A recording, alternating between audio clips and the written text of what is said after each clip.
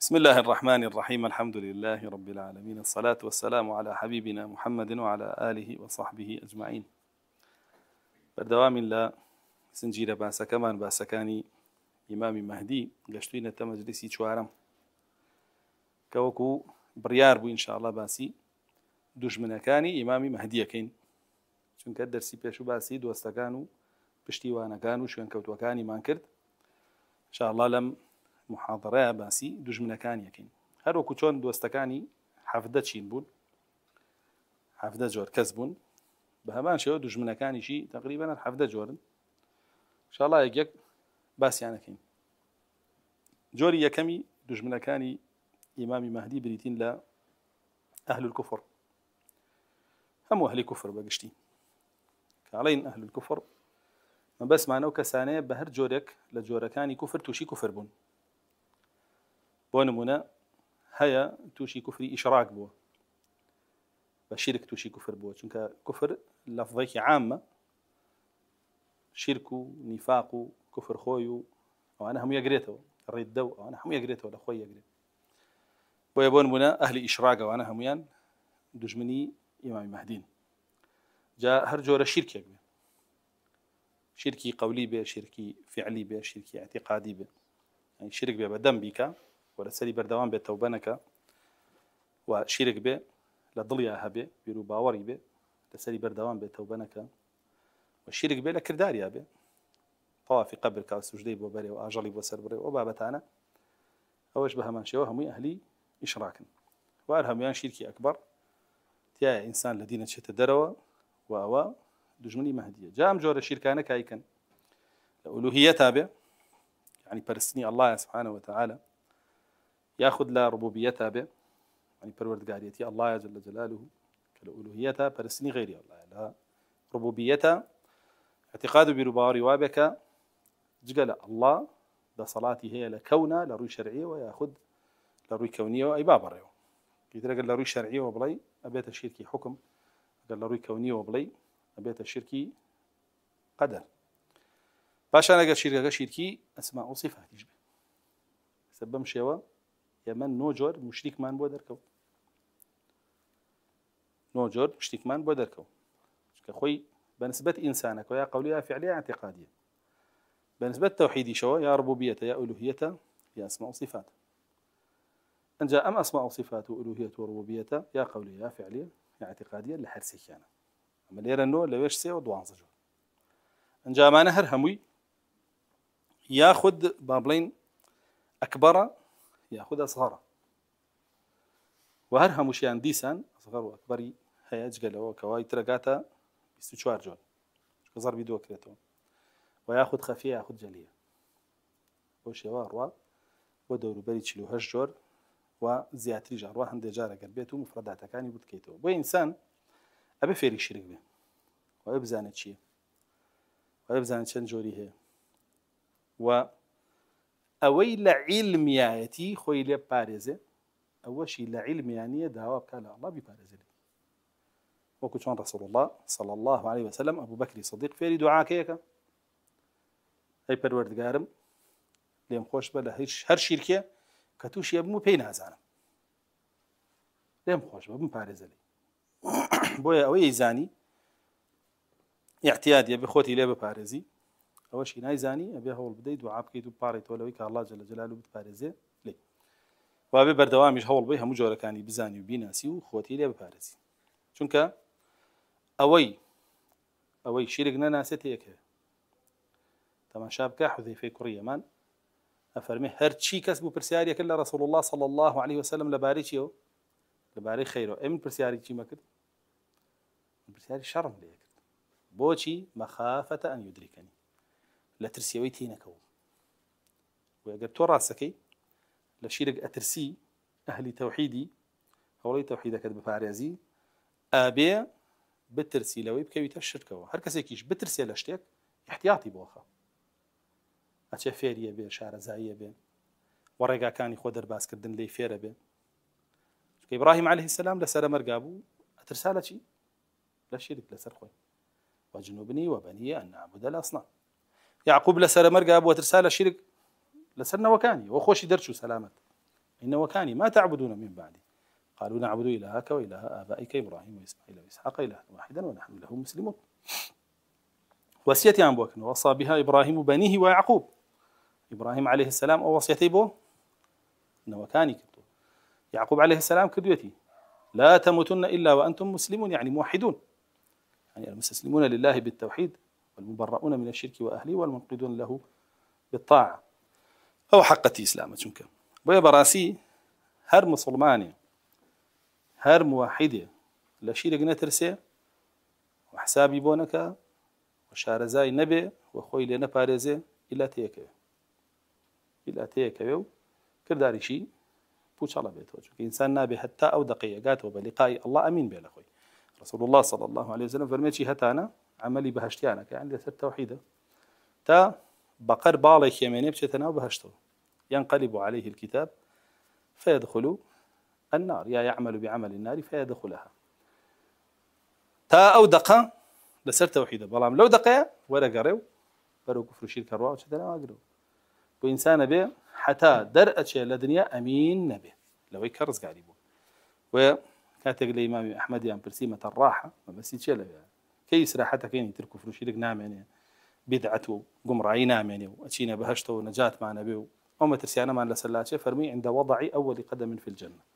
أو كاتك يا كم هنجاوي وأنا بهشتني فيتا شيء أنا بهشته ورز قاربه وأنا زاني تو هاتو شيء ما مصايح كده أهل توحيد بو لروكشة طبعا ما مصايش خوازان أخي شونه ياخد نزيق ويليوي ياخد جل درسكاني قلت بو ياخد خود شتك تزاني لسريته طاو نجات بو تو بهشتيتو حرويته بهشتو بيتش ورقري لكاتك شا ورقري كأو بري بيس بتوحيد كتبون من لو كاتا ورقري كمهدية شتيكي ليه ببيني هوا أرزود نيجريو بيتشاني بوستيتو داخلي أهل الشرك بيتو جادي شريكي ويا كفري إشراك زور قرنج إنسان بيزاني خوي ليه بارزة باشان كفري نفاق معناه كفري نفاق يجهر كفر بلا ما هي كفريكي باطنية ديارنية لروكشانية لناخي إنسانك بلكو أو كفريك هيتي برد بوشيكا بتشي بخيرو بتشاكا وكو إمام ابن كثير فرمي النفاق إظهار الخير وإبطان الشر كايوجد ابن جرير الطبري ونقلك رحمة الله إليه فالنفاق بريتيلويكا خير درخي بو خلق إيمان درخي إسلام درخي توحيد درخي سنة درخي بلام لناوا يا لبنهانا توشي بي مشرك بي توشي بي كافر بي توشي بي مبتدع بي قمرا بي وكان الله سبحانه وتعالى فرمى وإذا لقوا الذين آمنوا قالوا آمنا وإذا خلوا إلى شياطينهم قالوا إنا معكم سأقاب إيمان داران شي درخا توحيد إيمان وأوانا كاتشتوا بلا الشيطان كاني ولا لقلتهم لقال يوم إنما نحن مستهزئون ما قال طبعا أنا كين ويكاتك هاتن ولا إمام يوزعي فرميان هناك رجل يجالس أهل البدع وأهل السنة ويقول أنا من أهل السنة قال ذاك رجل يريد أن يساوي بين الحق والباطل أنا إمام يوزعي بياك مان هي ليرة قال أهل السنة داني شبه أشكره خوشي بأهل السنة أنا سنة بلام كاتشتوا لقال أهلي بدع دانيشه كبيش يلين بولا قال يان دانيشي يا كشف به بيه وتري بولا قال يان كوبيتو عليه من أهل السنة لقالوا عن دانيشتم بو مصلحتك دعوة بو أنا أقول فرمي إمام أوزاعي فرمي أوا كاسيكا حق بطال يكسان بكا ليكتب وإمام ابن بطة مثلا جرت ولا إبانة الكبرى أو آتاه يعني وإذا لقوا الذين آمنوا قالوا آمنا وإذا خلوا إلى شياطينهم قالوا إنا معكم إنما نحن مستهزئون والنفاق هرلا توحيد عنية لسنة شاهية وهرلا سنة شو لتوحيد شانية بل كلا أعمال شاهية لا أقوال شاهية لهم ياهي وإنسان بيه أقدار بيه لهم ريكو خوي لو نفاق لا بدأوا خوي ببارزه ومنافق يجرونك الله سبحانه وتعالى بليني شوي بيداو بني بنو ياقر هروك شون مشركيش باشتي لسر حرام كراو بليني آقري بيدراو كواتا أمدو صنفه أولين كدوستي مهدي بن بالكو دجمني بالكو مهدي كده بو لنا وبردني أوان ده وأمان هم ينكوبون تولا فسطاتك أبيه وثريشي فسطات ونفاق لا إيمان فيه رسول الله صلى الله عليه وسلم كباس فتنة كاني آخر زمانك أفرمي يمسي الرجل فيه مؤمنا ويصبح كافرا. إنسان بالرجل مسلمان يا بشو كافر به حتى كي يصير الناس إلى فسطاطين خلق بدو بشو يكي كان فسطاطي إيمانا لا نفاق فيه أو باس ما كده بدرسي بيشوا أما يتريان فسطاطي نفاق لا إيمان فيه بو يترم نفاق مشركين يتياجي بيتو منافقين يتياجي بيتو كفار بهم جورك يعني جانا بيتو تياجي أما دجمناني مهدين لا منافقين ولا مشركين باشان كفار من هي كوان جاحدين ينهي معرضين ينهي ومكذبين ينهي وموالين ينهي شوار جول جاحدين وانك إنكاري آيات كاني الله كان أجر إنكاري حرام وحلال كان بي كافر كامشتك بي وسب أعمالي عبده وأجر إنكاري أفعالي الله كان أجر إنكاري من النزول فعلي الله استواء فعلي الله إنكاري ما نبي كمان من بايات هاتو حديث هاتو والنزول بايات هاتو وجاء ربك والملك وأنا صحابة كان ابن عباس دوانا با دابزيني الله جل جلاله وساحي محشر تفسيري كله ونزولي هرهي باشا وهاتني للرجل قيامته ولا منافقين مؤمنين بقايا أهل الكتاب وجديسان هرشيا هرب نزول تفسير كراوة لأن صحابة كان رسول الله صلى الله عليه وسلم بويا أقربيته إنكاري أفعالي الله بك آياتان إنكاري كاكب يوسب أفعالي الله نقف على عباده إنسان لا يحركي وحده ويقوم راكان قال كس يجي إنكاري أو آياتان بكاكب يوسب أفعالي عباده ولا حرام وحلال ولا كافر وحكم بغير ما أنزل الله دستان خوجه يا باشا أما إنكاري آياتي الله نكا بأفعالي عبدك وأهو أنت بأفعالي الله خوي وإنكاريك يا ما حكمتي على يوم الصلمان على يوم الصلمان بو لبروي أم وحده ويا مشركة حقي عبد بيش خابس حقي الله جل جلاله عظمتي عبد بيش خابس عظمتي الله جل جلاله يعني بابتي كيما قسيلة سلكين وباسي هني شخصيات وهني تيارات جين كمان كفرين وكفر كان ينزور خراب وقيزة ونبيسة يعني خلق عجائبي لي بلا ما قلتوا لأصوله تماشاكي هي سلف شتي عجائب بودرك وأزاني زور خطر وبابتان تونزيكي بكوياتي بكوي ياخذ إنكاري معرفي الله أكابو شويك الله خويه كما حرزور خطر الله جل جلاله بأسماء وصفاتانك خوي بينا ساندوي أو رفز يكاتو إنكاري يكارت يكاتو لكاتك أجر آياتي رد كاتو لأحكامك بيوز بعباده وعبد كانوا كافر يكابل أم آياتي رد كاتو لذاتي الله لناسيني الله كافرين كعزرياتي داخلين إسلامي كاتو كبراسية ما كارساته جاء ما بو أويك أو إشاشي بو بلوه أم وحدوية جاحدة مشركة كافرة ولا جاحدة كان كفري وحدوية كان كفري جحودة بو أوي أمي بو بلوه أم إشي خوي كايكا دي تأويلاتي جكا تأويلاتك أوكو يهود تأويلاتك أوكو منافقين تأويلاتك أوكو نصارى دسكاري آياتك دسكاري أحاديثك أي قوري حتى قول علماء جروا دسكاريك أي قوري آخر خوي واعي إنسان ككفري كي كرد وداكوكي لو كفري كرد شندين كفري كي بدور واك هر وكو شون كبدعي كي كرد وداكوكي لو بدعي كرد شندين بدعي تري بدور واك سلف مالوا فرمون هيج مبتدع أغنية بدعي داهنة إلا بو باراستين شن بدعي كتر بدوري وداهنة هر وقت شون دروزنه كدرو يجا كابو باراستني درو كيو بدرو نكوتنوي شن درو كتر بچوا دوري واك بويتو اگر هاتي درو كي هلوشني دو جاره كومل درو تر بيش بيبغ جاما بيو ترشي كفر جحود كفر تكذيب معناه بدرو خصنو آيات بدرو خصنو أحاديث آياتك بيو تر بليوانيه بيبقى نظرية علمي بدرو خيتو ياخذ بكم الله اقوال كفار ومشركين لفلاسفه بدرو خيتو ام بدرو خصنو ايش دو جوره ياخذ براسه خويا باورم باعتكني وبدرو يزان ياخذ بنا راسته خويا باورم بوليك دانويني ابو احدك او يخوم بسنده او حزبك وجماعتك وجروبك بسنده واش هل بدرو خصنويه بالام بخفي باشا او تلبيس الحق بالباطل ويك يهودي كده باشا بنهيانيه براستو خوينيه بدرو خصتو يعتك او بالكو بنا راستو خويه کە ئەوە پیستریشە خەڵک نایبینێ لە ژێرەوەی پێ هەڵە خەڵەت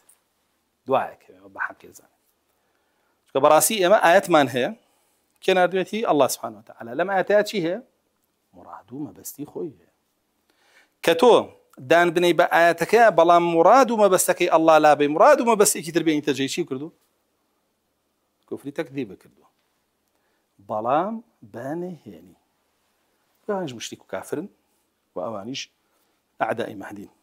هەموو کافرێ دوژمنی ئەڵڵایە هەموو سەنفەکانی کە باسیەکەی نێسە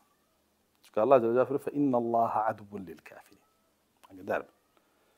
الله سبحانه وتعالى دژمنی کافرانە لا تتخذوا عدوي وعدوكم أولياء دژمنانی من لە کافر و مشرکین نەکەنە دۆستی خۆتان دژمنی خۆشتان بەس تۆ پێی نازانی وازانی دژمنی نییە ئێستا وەحدەیەکی مشریک کە بێ کۆمەڵێک تەویلات بۆ تۆ بێنێتەوە لەسەر کوفرێک و شیرکێ طەبیعی کا لەناو بڵێ عوزریینێ ئەو دژمنی تۆیە یان نا تۆ بڵێ خۆ منی کافر نەکردو و منی تەبدیع نەکردو وەقی بەسەر بنەوە نەبەوە دژمنی منە عەقیدەیە خاتە مێشکە و باتە جەهەنەم چ دژمنێ لەوە گەورەترە بەرەو جەهەنەمە بە عەقڵ هەبێ ئەمە بەهەنگینەوە با بەرەو جەهەنەمە زەهرەکە دەهاتێ لەگەڵیە ڕاستە خۆ زەهرەکەت نایەتێ بڵێ بەبی خۆی کاتە ناوەنگوێنەوەی کاتە قورتەوە هەمووی تو بێ عەقڵ بی لەم بابەتە نابێت تێ بکەی بمانە هەمووی بناسیتەوە ئەم جۆرە کافرانە هەمووی بناسیتەوە عەسکەری وەحدەویەکانەوەیە نیفاق لا إيمان فيه ڕێک هەمووی کۆ کردوێتەوە هەمووی ڕازیەکە نیفاق لا إيمان فيه هەمووی قبوڵە بەڵام هی ئەهلی ئیمان ئیمان لا نفاق فيه شتی تر قبوڵ ناکە یەک ڕوو یەک وەجە یەک شێوەیە بۆیە ابن قەیم کافەرمێ ولواحد كن واحدا في واحدين ئەوە بەسی چییە بەسی معسکەری ئیمانە هەڵی بژێرە و لەگەڵی بۆ تیابە و تەواوی ترە منافقیەت چییە دەمێ لێرە و دەمێ لای ئەو دەمێ لای ئەو دەمێ لای ئەو هەمووی برامانن يعني چۆن پیس و پاک یەکسانە بێک قل لا يستوي الخبيث ولا الطيب ولو أعجبك كثرة الخبيث پیس و پاک یەکسان نین بە یەکبەر پیسەکە زۆریش بێت با دەستخۆشی زۆر بڕوە با ئەعلام زۆر لە پشتیەوە بۆیە بەڕاستی کوفری تەکذیب بۆ ژێوە بۆ دوو جۆرەی هەیە و هەردووکی یەک لە یەک پیسترن و ئینسانی مسلمانە بێ ئاگاداری بێ و ئەمانە دوژمنی مەهدین عەلەیهی ئەبێ یەقینە هەبێ کە دوژمنی مەهدین پاشان كفري شيبانية كفري إعراض اشتيا كردن والذين كفروا عما أنذروا معرضون كومالك هن كافر أقداري أنا كيتو باعت بحديث فلا ما بشتيتي كان فلا أنا وقرنية يعني تماشاكي كفري كي هي خوشي بيمان دار دانية تو بيالي كاكا وكفرة حرقيو بيانا تو تسي تابع من بلي كاكا ما التوحيدة تواجب لسرف يري ببيزاني كارا بيزناك توحيدي نزاني تو أنا مسلمان اشتباشت حرب دم شتي بليا كخلق يلي تو اشتباشت أما كلا قبر عليين بيلن من ربك وما دينك وما نبيك عليه سمعت الناس يقولون شيئا فقلت بخوانا زان مرش قاعد قوانا اشتيك بدم معها ولا خلقا بيستبوا متو ومعرض بو الدنيا ود نبوته ولا هيج آياته ود نبوته ولا هيج فرمودي كبيشي بيو وتراو بشتي تيكردو وبراسي إعراض زور مشكلة كم كسي جا قاداري خويتي نفيري توحيد به نفيري ركنكاني توحيد به نفيري شرطكاني توحيد به نفيري هلوشين ركاني توحيد به على من موحديش مو خوش مبابا هجدانا ولا بيشتو شو ثم معرضي عن التوحيد تو تاريكي توحيدي محمد كوري عبد الوهاب بن احمد بكتابك لوانسي مفيد المستفيد في كفر تارك التوحيد يتر اجر تركيب كي عن اعراض او تركيب كي عن جحود او تركيب كي عن بابلين تكذيب اما بهمان شوا جوري كتر لكفر كإنسان بيعك داري بيوتي يعني بيوكي كشلنا وقت ذكان الإسلام الإعراض عن دين الله لا يتعلمه جوري شوارمي كفر بريتيا لكفري تولي ككافر ومشرك بكي تدوستوا أحبابه بشتيواني خوتو سرخري خوتو لقال أنا بابلين ريك بيتو يتش كيشيك نبي إيمان دار نبي لقال كافر أبي كيشبه كيشمي لقالي او دژمنی او پروردگاری کمنی پرسم او پروردگاری کله خوم و مال و منال و کس و کار و ثروت و سامان خوشتره او دژمنی وای چون ابي مبلم کشمنی لګال یکی دژمنی خوت و مال و منال و کس و کار و امانت به کشمنی لګالی چون ابي کشمنی لګالی هذا بری بلی ئەبێ بەریبی لێی و نابێ بڵێ کێشەم نییە لەگەڵی تەوەلیشی ناکەم و بەریش نابم لێی ئیلا بێ بەریبی لێی ئیلا بێ بەریبی بێ مەبە تایبەت ڕوسی تەواقیت بە هەموو شێوە بەریبی لێ وانە کۆمەڵێ با بڵێن کوفرن کۆمەڵێک شیرکن و لەگەڵ نیفاقا ئینسانە بێ ئاگادار بێمانە هەمووی دوژمنی مەهدین و هەر ئینسانێ لەگەڵ کێ ڕێکە کۆکە لە معسکەریەوانە ئەمەش معسکەری فسطاط و نیفاق لا ئیمان فیه کامانە زۆر بەشیان ئاگادار بە حەدیثەکە فەرمێکی یومسی مؤمن ويصبح كافرا ئەنجا فەرمێ حتى يصير الناس إلى فسطاط لەوانەیە زەلام هەبێ ئەو شەوەی فسطاطی نیفاق دروستە بێت تا ئەو شەوە مسلمان بوو بێ ئەو شەوە داغلی بێ بە کافری تا ئەو ڕۆژەی دروستە بێ مسلمان بوو بێ ئەو ڕۆژە داغلی بێ بە کافری حەدیثەکە وا فەرمێ شەو کافرە ڕۆژ مسلمان ڕۆژ کافرە شەو مسلمان فەرمێ تا خەڵکە بێ بە دوو فسطاتە آخر ڕۆژی فسطاتەکە کە ئیعلان نەکرێ ئەڵێ داخرێ تر کامل منافقاتە ناوی لەوانەیە خەڵک آخر ناو بچێتە ناوی تا دەقەش مسلمان بوو بێ بۆیە ئاگاداری ئیمانی خۆت بی و ئەو معسکەرانە بناسیتەوە بە هەموو شێوەیە خۆتی لێ بپارێزی ئەوە کارم لە ئەڵڵا مولایەک پارێزی ئەمە جۆری دوژمنی یەکەم جۆری دوژمنی دووەم بریتیە لە الحکام الجبريين هەموو ئەو حاکمانەی کە جەبرین کە لە مولکی جەبریان هەر هەموو سەرزەوی کە رسول الله صلى الله عليه وسلم فرمێ تكون النبوة ما شاء الله فيكم تكون ثم يرفعها الله وتكون الخلافة على منهاج النبوة فيكم لروايتك 30 سنة ثم يرفعها الله ثم تكون ملكا عضوضا يعني فرمي وملكا ورحمة لروايتك ترى فرمي ثم يرفعه الله دعاء فرمي ثم تكون ملكا جبريا أنجا ملكي جبرية ملكي جبريش أو تشان صالك هاتو لدواء نماني خلافي فعلي إسلامي ملكي جبري هاتو كهاتوشا هم عالمي قرتوتو هم عالمي قرتوتو باشا وبيوتري ملكي جبري للاين دجمناني دينوا أهلي إسلام مجبر أكن بجبر بهيز باشا بصاروغ بتعرى بزور بأمر كأبي حكمي قرآن وسنة ولا بندري وحكمي كفر قبول بكري وأجر إسلامي شبيروكرا إسلامي بيرو بكري كأمريكا إخوازي كدزجايرا موافقتي لسركتو أما حكمي جبري كأوتشان صالك بوني هيو وآميني هتا مهديدية مهدي كده بوشي ده ولا بردنيوان فرمودك دعاء حكمي جبرية فرميشي ثم تكون خلافة على منهاج النبوة كيو خلافة برباكات ولا سر منهج نبوة لدعاء حكمي جبري مهدي كواته هرشي حاكمي جبرية دجمني مهدية بولا قال كسي نبي قال دجمنا كان يبي هرشي حاكمي جبرية دجمني مهدية ولي أمر نية نتي سمع طاعي بيت ولا قال بيت ودعاء بيبا دجمني بهدي بجت جهنم لا اشكرك يا عبي ولي أمر نية ولي أمر تاملكي عضوضة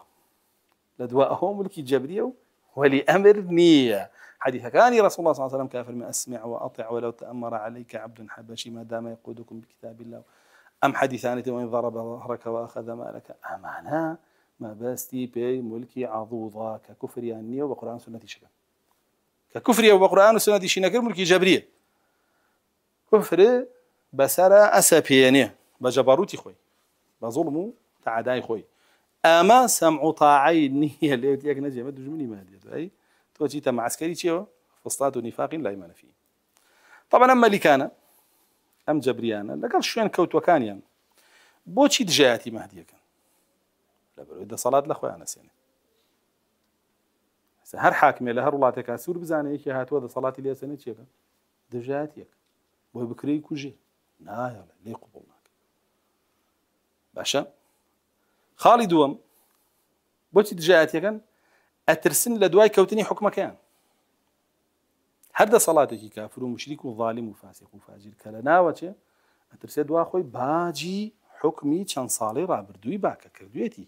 باعقروا عسنو كشتنو برينو قرتنو در بدر كردو حتى كردني ناموس وخواردني مالي خلقو باجا كان يا بيبا جاتي مهدية كاسورة زانك مهديها أو خست بصلاتك يوم محاكماك وهي لا شيء ترسل لا در أنجامي روخانك يترسل خالي سيم زوجار دجاياتي مهدية كان لعناده خان عناده هەر خەڵکانێکی زۆر هەن دژایەتی ئەهلی ئیمان و ئیمانەکەن لە عینادە هیچ عوزرێک و بەهانەیەکیان پێ نییە کە دانیشی لەگەڵ یان قسەیان بۆکەی بۆیانە سلمێنی ئیسلام حەقە بەڵام هەر باوەڕی پێ نایەن وەکو قەومی موسەیلەمەی کەذاب طبەری گێڕێتەوە فەرمێ ئەهلی یەمامە کۆبوونەوە چوون بۆ لای موسەیلەمەی کەذاب وتیان والله إنا لنعلم أنك كاذب فوالله ونعلم أن محمدا صادق يعني بقى الله أزانين أي مسيلمة تودر وزني وأزانين محمد صلى الله عليه وسلم راست وراس قوية باشا ولكن كذاب ربيعة أحب إلينا من صادق مضر بلام تولا هوزي خوماني تفضل خوازكي خوماني بۆیە درۆزنەکەی کە لە جەماعەتی خۆمانە پێمان باشتر لە ڕازگۆکەی کە لە هۆزی مضەرە کە ڕەسوڵ الله صلی الله عليه وسلم لە قوڕیشیش لە مضەرە هەندێک کەس هەوایە لە عینادە لەبەر دڵخوازەکەی ئامادە نییە دەست لە کوفر و شیرک وەرگری هەڵگری هەر لەگەڵ یەبێ یعنی زەلام هەبووە ئاەتمان بۆ هێناوەتەوە حەدیثمان بۆ هێناوەتەوە ئاثاری سەلەفمان بۆ هێناوەتەوە لەسەر حوکمێ كسلف داويتي لسريك يا منكري صفات كاني الله سبحانه وتعالى كما كافر أو يوابله هو بلغ كانيت ما دام ملا فلان وتويتي كافرني من جنارم كافر باشا أمس بلغ برا بو ملا فلان زان على شيء بديتي بو ملا فلان دوتي والله هو بلغ كان راسته طبعا مش بكافر يزان يعني سيدي شلون لا يقلدن أحدهم رجل دينه إن آمن معه وإن كفر معه من دوای شخصێکەوەم کافر بوو لەگەڵ یا کافرە بوو ئیماندار بوو لەگەڵ ئیماندارە کابرا تاو دقە کافر بووە بەدوای هەبووە ئیماندار بوو ئەنجا هاتەوە ئەنجام دیفاعی لە کوفرەکە شێگەرەی بەڵگەکەشی بۆ نابە مەرقە قسەکەیش ڕاست تا پێمانە نادوو بە زۆر و دوای هاتەوە وەڵای خۆ وایوت ئێتۆ بۆ ئینکارێکی جارێ هەندێک کەس ئاوای تر دڵخوازەکەی چی وتووە لەسەر واڕوا نا گوێی لە قورئانە نەگوێی لە حەدیثە نەگوێی لە ئاثاری سەلەفە هیچ شتێ یاخود خۆی ئامانجێکی دیاری کردووە بێ بگا بۆ ئامانجەی باشە ئامانجەکەی جوانە ئەوەی ئیسلام سەرخە جوان نییە بەڵام ڕێگاکەی غەڵەتە ئەوێ بە وەحدەوی بوون سەریخا بە حەڕەکی بوون سەریخا بە دیموکراسی بوون سەریخا ئەوێ بە قەبرپەرستی سەریخا ئەوێ بە تەجەهم سەریخا بەوانە سەر ناخرێ ئیمان بە کوفر ناگەڕێتەوە ئیمان بە ئیمان ئەگەڕێتەوە تەوحید بە تەوحید ئەگەڕێتەوە أبو إمام مالك فرمى لن يصلح آخر هذه الأمة إلا بما صلح به أولها قال تزروي أول إيمانيان بإيمان سرخ توحيديان بتوحيد سرخ تويسات يبقى كفر وشرك سريخي بتجهم قبل برستي وديمقراطي وحدويبون وحركيبون سريخي صرنا خربون بويا أقدار با زور كس دجاياتي مهديك لا ملوكي شو لا شوين كوتي ملوكيش همي بوشيكا عنادا طاو برياري يا دان بويتو يعني لا برويتوي توي قبولني وكو خد بو منهجكشتي بيرفع چەند جاری وا هەبووە قورئانە بە خەڵک وتوتی مادام توی هەڵی هەر نایکەم طائرة معاندة حق يجادلونك في الحق بعدما تبين أو حاليانا حديث بيوتو أو توتي حرب قصناك باش بقصي من مكة بقصي رسول الله كحديث إجماعي سلفي بيالي أو دينيتو هلا سرينا إيه والله ديني سلف إمام بربهارية فرمي السنة هي الإسلام والإسلام هي السنة سنة الإسلام والإسلام سنة والله من لا سر وأنا عم كتولا سريتي أي شيء تسد دينك أي تديني أدوزيت ولا أنا بشيء تسري خلق زور ديني تايبتي خويه إيش تسري كلو دينانا كدوزرات ولا برمسيه وكارا حكام الجبرية كان رهميان دجايتي مهدية كانوا وشين كوتوا كانشان دجمني سيمي مهدي بريتيالا دجالون كذابون بريتيالا فقهاء فسقة بريتيالا أئمة الضلال بريتيالا دجال ودروزنا كان قلنا وكان بخويانا رسول الله صلى الله عليه وسلم لا يضلونكم ولا يفتنونكم هذا دربنا فرمي أم دجال كذابان قمرات عنك كانوا تشي فتنة عنك يتوكا قمرابي تشي فتنة ويا شي توفوا سطاتي شي توفوا سطاتي منافقين جاء أمانة أم دجالون كذاب لاصطلاحي أمر أبيان وتري القوة الناعمة كما دو قوة مان هي بو بۆ بەکارهێنانی بەرامبەر کەسێک قوتێکیان پێوترێ سەلبە و قوتێکیان پێوترێ ناعیمە قوتی سەلبە چییە ئەوەیە حکامی جەبری بەکارهێنن گرتن و کوشتن و بڕین و ئەو بابەتانە ئەو هێزێکی تند و تیژە هێزێک کەمانەیە پێوتری هێزی نەرمونیان ناعیمە ئەویان چییە دەجالون کەذابون بە ئايات و ئەحادیث بە تەویلکردنی بەلەکدانەوەی غەڵەتی هەڵا خەڵەتێنن ئەو بن بەرەو کوفر و شرک و گومڕایی دێ بە حەدیثی ڕەسوڵ الله صلی الله عليه وسلم واد لێ کا تاغوت بپەرسی و ئیمانی پێبێنی دوو بۆ لێ ئەمری بزانی دێ بە حەدیثی ڕەسوڵ الله صلی الله عليه وسلم واد لێ کا قبر پەرسی و ها بڵێ نزیک مەکاتەوە لە الله و کۆ بوو لەهەب و ئەبوو جەهل کە ما نعبدهم إلا ليقربونا إلى الله زلفى دێ بە ئايات و بە ئەحادیث وات لێ کا تۆ تەفرەقە قبوڵکەی لەگەڵ سەحابەیە منهجی کی هەڵبژێری ئەوەی نەتەوە یەکگرتوەکان بۆی داناوی و ئەوەی کوفری عالەمی دایناوی دیموکراسی قبوڵکەی بەئایات و حەدیث وا لێ کا و توڵنیشیەکەنەوە پێش هاتنی پرۆسەی مەراسیمی با بڵێن دروشمە گەورەکەیان و شەعیرە گەورەکەیان کە دەنگدانە پێشەوە ئیتر چڕیەکاتەوە بەڵگەی بێنێتەوە و خەڵک داغڵێتە ئەوە قۆی ناعیمەی پێوترێت و ئەم قۆی ناعیمەیە کۆمەڵێک ئەوساف هاتووە لە سولەتا بەیان وەکو دەجال کە دەجال بە معنای چی دێ بە معنای المموه الكذاب ئەو کەسێک کە ئەتوانێ بەرچاوی تاریکا لە حەق نەیبینی بەتاڵ بخاتە جێگەی ئەو کەسێ توانێ واو لێ بکات تووشی وەهم بی حەق لێ بەتاڵ لێ بە حەق کە زۆر نەوانەوەکەن لە خەڵک بە ئايات و ئەحادیث دەسە باسمان كذابة يعني كثير الكذبة زور دروزن وزور دروزانة باشا وناو براون لا فرمودي رسول الله صلى الله عليه وسلم بشي الأئمة المضلين إمامة قمرا كان طبعا بابا إمام ناوي بردون غير كسي بدوا أنا بإمامة نا بخلقان يزوري بدوا باقتداء في وكان جابت إمام كواتا أتباعيان زور شان كوتان زور ونهاي بزورين هالخلطي حد الدجال دي زين كان كذا قال هاتش كسر دواك أوي كدواي ناك أهلي سيشارة مكة مدينة قدس أو أنا كم ابنه هم سر زي دواك تاكو تراك خلق يراك أبوك وكان باشا خلق جرجنك يا بس يدولا ما على دوينك يا درس دواك يا بس زنجيري بس يدولا رسول الله صلى الله عليه وسلم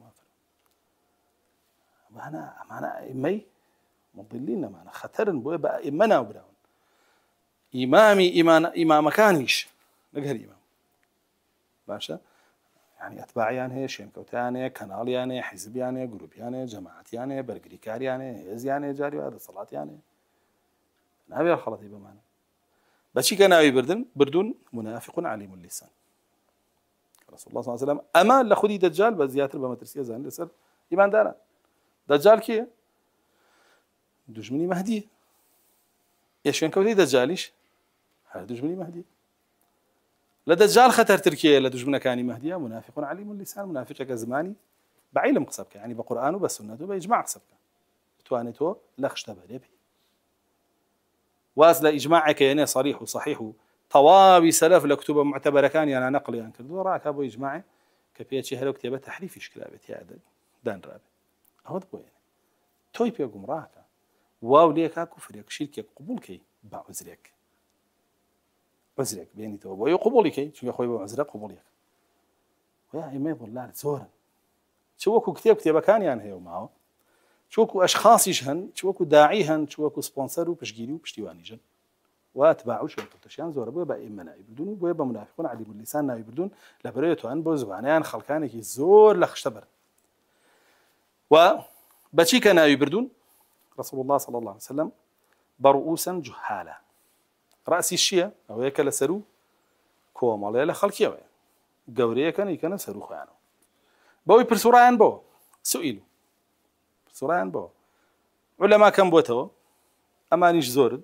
اتخذ الناس رؤوسا جهالا علماء فاتي عن قدو كم بونتو علميش لنا خلقها كم بوتو شنك فرمودكا ما جيبونا ماني علمي شو علماش يقولون الله لا يقبض العلم انتزاعا من صدور العلماء إنما يقبضه بقبض العلماء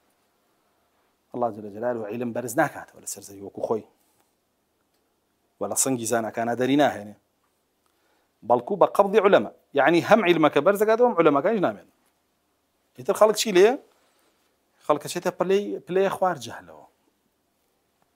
شتى بلي خوار جهله بويا رأسكيك رؤوسا جهالا يعني جاهلة برأس خلق أشتى بخوار بلي جهلي شو بتا آجال خوار بلي جهل آجال چونکە جاهل کەزانی جاهلات چێتەوە بخۆیان بەس ئینسان کە وەکو ئاژەڵی لێ هاو عەقڵی ئیتر بە تەواوی لە کارخست تا هەر بۆ ئارەزوەکانی یەژی و ناچێتەوە بخۆیان هەر بە دوای ڕێگایەکەوەیە ئارەزوەکانی بۆ فەڕاهەم کە ئیتر حەڵاڵی کە و بە دروستی بزانێت بۆی ڕێی پێباوە بابەتانە بۆیە ئەمانە ژنەوە بۆ لای کێ بۆ لای ڕؤوسە جەهلەکانی خۆیان ئەمانە ڕؤوسەن جوهالە فتوا بۆ خەڵکایەن ضلوا وأضلوا خەڵکیش گومڕاکەن و خۆشیان گومڕاون بەچی کە ناوی بردوون رسول الله صلى الله عليه وسلم بەڕوەی بێضە التافه الذي يتكلم في أمور عامة الناس أتواني بلي معنا همي أو صافي أنا أتواني بلي همي ناوي أنا تعريفي أنا بياناسي أنا كسكي تافه فاشل ساكا لك أرباري قشتي خلقيا نازاني آياتي بجواني بخيونته يتفسيريا مقرآن بوك قسل سر كفر إيمانك قسل سر توحيد وشركك قسل سنة بدعائك نازانێ فرمودەیەکە بۆ بخوێنێتەوە بە هەمان شێوە قسە لەسەر هەموویەک ئاگاداری چوار قەولی سەلەف نییە قسە لەسەر هەموویەک بگرە پێچوانەی مامە گەورەکانی سەلەفەوە سێتەوە و دژایەتیانەکە دژایەتی بە نەرجیانەکە ئەمە ڕۆی بڵدەن هەمویان جامانە قسە بۆ خەڵکەکەن و بنە دەم ڕاستی خەڵکی ئەو فرمودەیەش بە هەمان شێوە ينطق فيها ڕۆی بێضا ڕۆی بیزە دەسەکا بە قسەکردن تیا بۆ قساکە گوێگری هەیە بیسەری هەیە خۆگەر بیسەری نەبێ قسە ناکە یعنی سە هەندێک کەس وازانێت کە گوێگرێ لە ڕۆی بێضەیەک وەویش زیاتر گومڕایی بڵاو کاتە زیاتر گومڕایی بڵاو کاتە من چیم کردو هەر گوێم لێ گرتووە وازانێت گوناحبار نەبوو ئەگەر ئەو هەجر کرێ کەس گوێی لێ نەگرێ قساکە قسە ناکە کازانێ ڕەواجی قسەکانی هەیە قساکە تۆ بەشێکی لەو هاوکێشەی کە ڕەواجی پێدەی بۆیە سەلەفی ساڵحمان ابن سيرين فرمي كمبتدع بانك يكر قصي بوبكا بانجي قصي جويو ما بيسم شو كجوم اللي قريتو يكي من كجوم اللي قريتي نايكي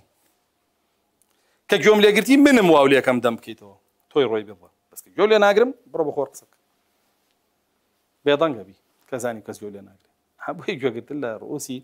جهل روي بيضا بدع زور زور خطرها يعني تو ابيته هانداني بوقسك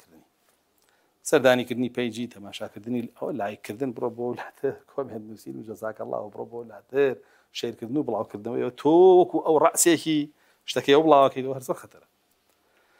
الإنسان بيبزاني جولة شيء أجري ولا شيء أجري وشيء أجي يعني وشيء بلاو كاتو نوقع أبروا بدم يوم ورسول الله صلى الله عليه وسلم بشي كانوا يبردون بفقهاء فسقة كفرمي رسول الله صلى الله عليه وسلم إنها ستكون أمراء فجرة ووزراء خونة لفظك ووزراء ظلمة وقضاة خونة وعلماء فسقة وفقهاء فسقة بهذا كانت فقيه شو عالمش بقراء جاتوا وقراء فسقة حرسك يعني قرآن خينا فقيها زانا بلا أمشي فاسقة فاسقة يعني خرج عن طاعة الله إلى معصيته درش ولا طاعة الله ومعصية الله يتلاقى فسقي أكبر به فسقة كي درشونا كي درشوني جورا به لا إيمان درش ولا التوحيد درش ولا إسلام درش بو كفر شرك بو بدعة لا سنة درش بو بدعة أجر بتشوكيش بلا طاعة درش بو معصية أما أو تشوار بيان كذا صلاته جبري كافري فاشلي لبيجي سەرۆکەکە خۆی چییە؟ فاجرە باشە یعنی کوفر و نیفاق و فیسق و هەمووی تێکەڵ کردووە وەزیرەکەی چییە؟ ظالمە ماڵی خەڵکە خوا خوێنی خەڵکە خوا ناموسی خەڵکت دەکا بەش زۆرە ئەی قاضیەکەی چییە؟ خائینە خیانەت لەو میلەتەکە خیانەت لە قەضاوەتەکەیەکە و خیانەت لەواکە کە بێ حوکمی پێ بکە ئەی عالیمەکەشی فاسق يعني درشوا يعني لدين الله درشوا لفرمان الله درشوا لسنة رسول الله درشوا لتوحيد درشوا لإيمان درشوا لإسلام درشوا يتر أم شواريك يعني قرب بيسترين ده صلاة دروسة به بيسترين ده صلاة دروسة به وأما يتر هموي لتوات شيء ملكي جبريا بيت دجمني مهدي بوي همو دجال كذابك، همو أئمة ضلالك، همو منافق عليم لسانك، همو روي بضيك، وهمو رؤوس جهلك، همو علمائك فسقة، همو دجمني مهدين ولا لشكري دجال. ومعناه وانا كلب الدرجاي سلطانة كان من أتى أبواب السلاطين افتتن. هل كسبت الدرجاي سلطانة كان شيء تشي فتنة بفتنة شيء يا كفر شركة فتنة كي تشيبه ياخذ معصيته بدعو قمراية رزقارنا بفتنة أجر هيك شيء أنك ها أبي بفتنة بوخوي أكجري أجيري محاصرة أكره اشتكي لك يدور كوتنو لي سلامتي أبو رسول الله صلى الله عليه وسلم من دخل عليهم فصدقهم بكذبهم وأعانهم على ظلمهم فليس مني ولست منه ولا يرد علي الحوض. هر كسي بچێتە لای ئەو کاربەدەستانە لەو زانە فاسق و فاجیرانە درۆکانیان ڕەواج پێ بدا لە زوڵم و ستەمیانە پشتیان بگرێ نە لە منە نە من لەوم و نایەتە سەر حەوضەکەم یعنی کافرە. هەدار بێ یعنی تۆ گوێ لە کوفار و لە موشریکین و لەوانە بگری. بووە عولەما چۆتە لای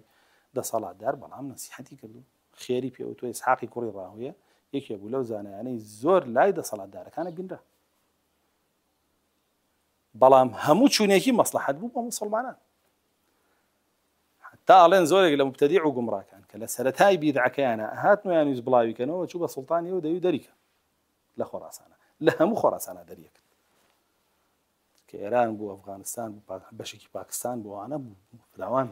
خۆراسان لە هەموویان دەریەکرد لێ هێش بمێنێتەوە بۆیە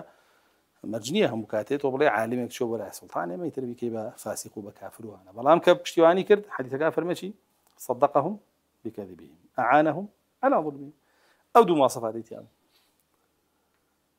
درۆکانیان پشت ڕاست کاتەوە زوڵمەکانیان پشتگیریان بکە لست مني ليس مني ولست منهم ولا يدعو علي الحق بۆیە بەڵێ ئەمانە ئەمانیش دژمنی مهدی جا ئێستا بگەینە لە بەرچاوی خۆدەمە کافر و منافقە هەیە وایە ئەم هەموو دەجال و کەذابە هەیە ئەم هەموو دەسەڵاتدارە فاجر و فاسق و جەبریە هەیە کافر و مشریکە ئەی باشە سبحان الله مهدی دیوانە هەمووی لە ناوە بازان بە دەجالی شۆکە گەورەی هەمویان هەر هەمووی لە ناوە ئەمە چینی چوارەم لە دوژمنەکانی مهدی چینی پێنجەم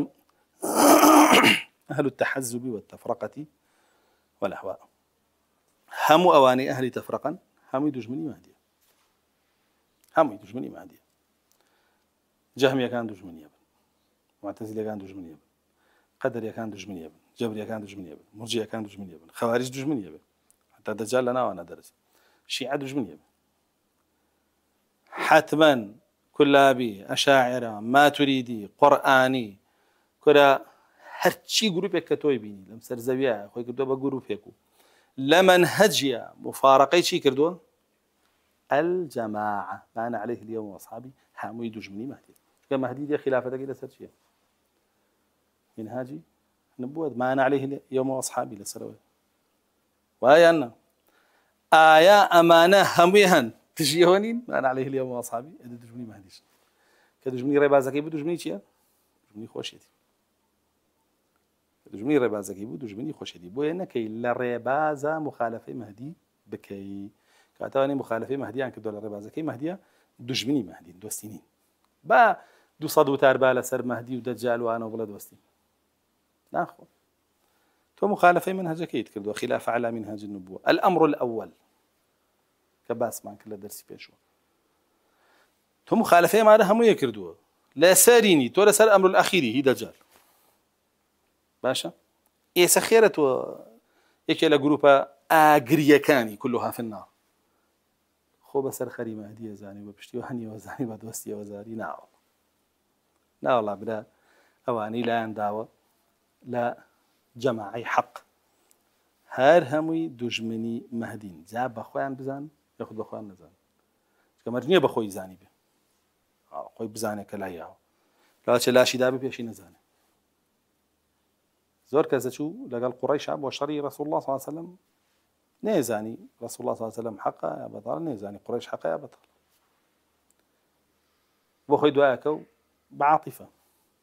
هەر ئەبوو طالب چی وای لە گریمان نێنێ بە رسول الله صلی الله عليه وسلم عاتیفە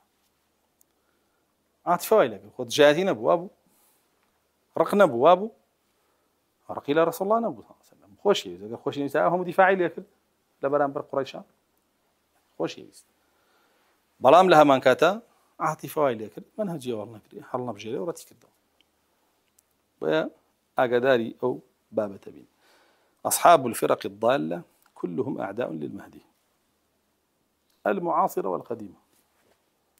هم خاون جروبا كان دجمني مهدين كونوا طازان كون كانيان أورونوا أشكال طازة كان شانواني لم دوسة صالي دعايا دروزبون لسعي ديمقراسي أم بابتان وتحزبوا في الحزب وبابتان ناقنج يعني كسانك الله جل جلاله بمشرك وصفي كردبن سرخري مهدي بن ولا تكونوا من المشركين من الذين فرقوا دينهم وكانوا شيعا كل حزب بما لديهم فرحون لا مشرك كان ما بن دينك يام برت كردو مسلمانان يام برت كردو هديك كومالك الى خوي كردو تو همشي دل خوش ابوي كلا دوريتي وكلا سريتي اما انا هم احزاب اما انا هيجيان دوسي مهديين بلكو هر هميان دجمني مهدي لا انا بي مهدي لا سلمي انا وهابيه أنا وايب يا بلد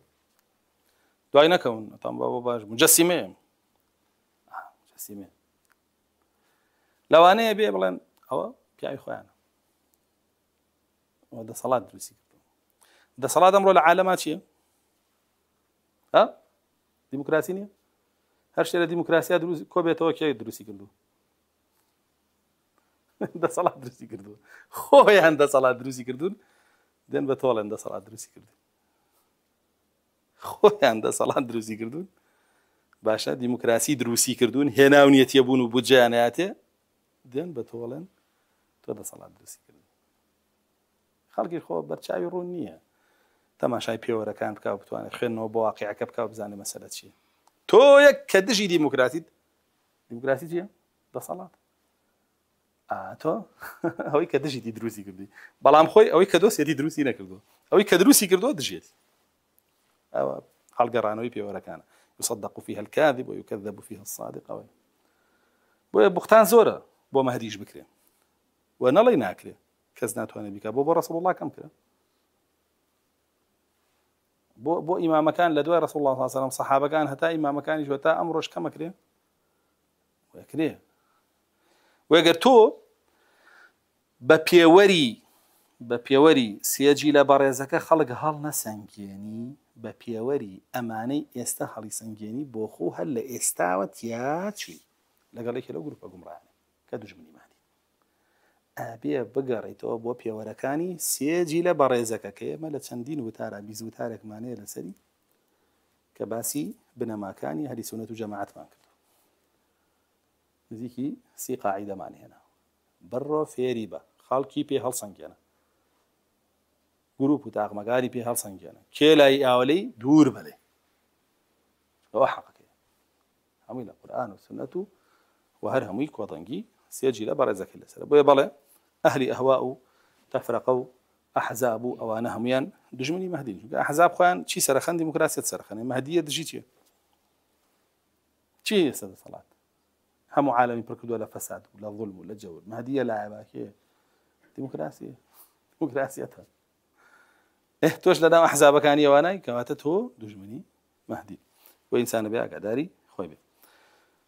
دژمنی شەشەمی مەهدی بریتیە لە ئەعوان الظەلەمە الآخذون بأذناب البقر الراكنون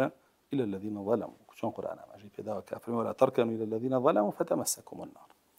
ابن عباس فرمي يعني لا تميلوا إليهم بقلوبكم فتمسكم نارهم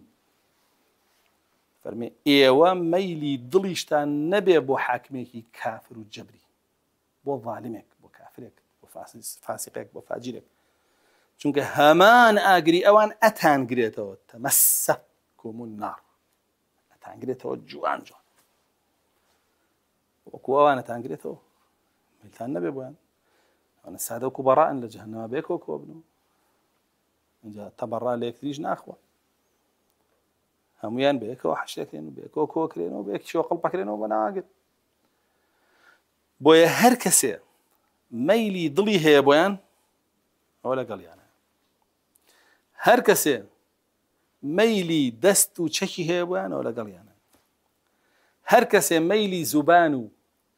جوانکردنیان و بەرگریکردنی هەیە بۆیان ئەوە لەگەڵیانە. ئەبێتۆ بە هەر سێکی بەری بیلێن.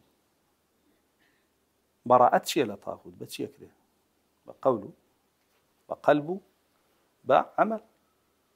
بە دەست و بە دەم و بە دڵ. ناگونجێت تۆ بڵێ بە دوانیان یەکەم بە یەکیان نایکەم، بە یەکیان یەکەم بە دوانیان نایکەم، ئەبێ بە هەر سێکی بێ بەیەکەوە. بۆیە ڕەسوڵ الله صلی الله علیه وسلم کە باسی کۆمەڵێکە کاتچنە ناو ئاگرە و ئەو نەیبینیون کێن ناس بأيديهم أسياط كأذناب البقر يضربون بها الناس. در رواية كتاب فرمي يروحون في سخط الله ويغدون في سخطه. أو أنا بوني باش ناكن بولا بري يا المهدي دارو بشتيواني دجمنا كاني مهدي، يعني خويا راس خود دجمني مهديين. لا يعني ايش بكا، لا شو بكا، لا زكاة با، لا يعني حج بكا، لا يعني دعاية توحيد ايش بكا، دعاية سنة ايش بكا، لا يعني لهمان كاتا أهل السنة اشترخا بلام كيش كيف لهمان كاتا أهل طغيان اشترخ. قامچێکی گرتووە بە دەستیەوە ئەوە قامچی بێ، نەک گولە بێ پێوەینێ، نەک ئەرپیجی بێ پێوەینێ، نەک هێنانی تۆپ و تایارەی کوفری عالەمی بێ، نا، هەر قامچێکی پێ بێ لە موسڵمانی پێ تاو لەژێر غەضەبی ئەڵڵایە دێ، لەژێر غەضەبی ئەڵڵایە ڕواتەوە و بۆنی باش ناکە. ڕەسوڵ الله صلی الله علیه وسلم ئەمانە بۆ لە سەنفی دوژمنانی مەهدیە حساب بکرێنەوە، بۆ ئەوانیش هەمان ئاگری سەرە گەورەکانیان گرێتەوە. لەبەرەوەی ئەو گەورانە بەبێ ئەمان هیچیان پێ ناکرێت. فیرعون با تا بەیانی قسەی بکردە ئەگەر جوندیەکانی نەبووە، بە تەبیانی بیوتە. هیتلەر فەرمانی کرد کێ تەطبیقی کرد؟ جوندیەکانی. دەی باوان تەطبیقیان نەکردە، ئەو هەمووا کوژدە؟ ناکوژدە. ناپلیۆن فەرمانی کرد کێ تەطبیقی کرد؟ جوندیەکانی. ابن تومرد لعنتي الله إليه بين المغرب أشعري كاب فرباني كره هالشيء هالي سنة بيان كوجن لمغرب كيكدي كتطبيق كدنيا كاني حاكم بأمر الله لعنتي الله إليه بفاطمي شيعي كفرباني كله مصر ولا منطقة الشام وأنا هالشيء مصر واني سنة بكوجدة كتطبيق جندية كاني ما أنا هميك هذا صلاة بون لكن جندية كاني النبوة هي شان بينها أكره ما أمونك فرماني كرههم علماء بجيري بكوجدة لقل معتصمي براية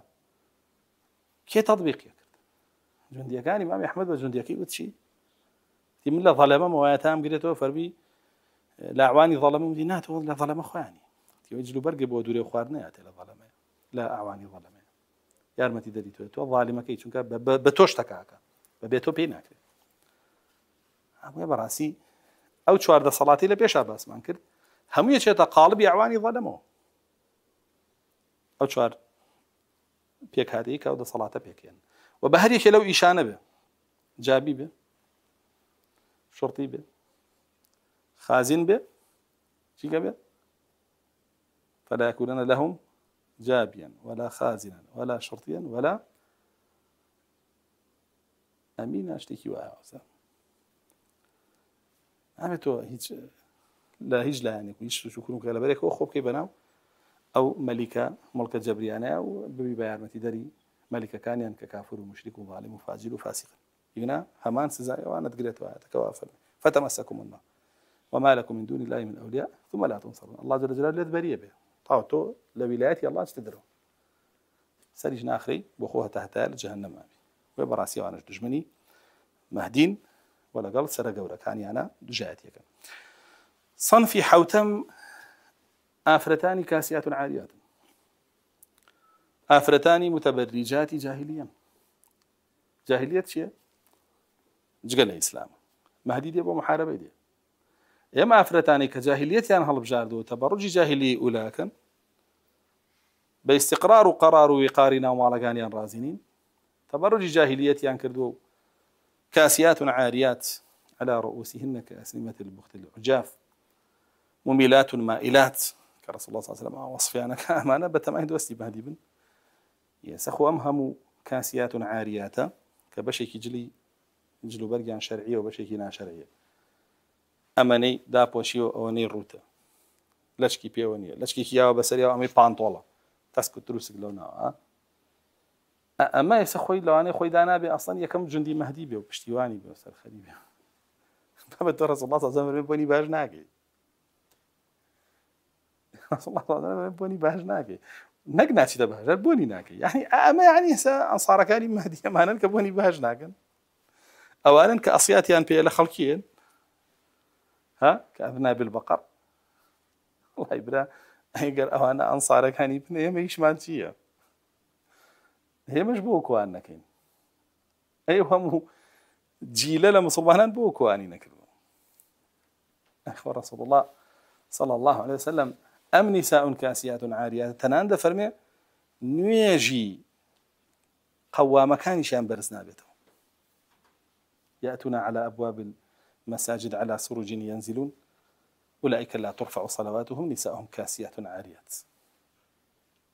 نيجي وليكان شان برزنا بيته اجر امري بمعروف نكرد ببيانو نهي لمنكر نكرد ببيان يا ما كوليك شي حالي وهي خوي ابيت انصاري مهدي لا والله ما دجمناني مهدي امانه ابن هو لا ركردني جنجانك زهر حزيان بالالتزام حزيان بباكيتيه وشي نظري انا كنت وشي فاحشه انا كنت شو خور وذكرنا ودرخصني جواني كان بانكردنا بولاي خد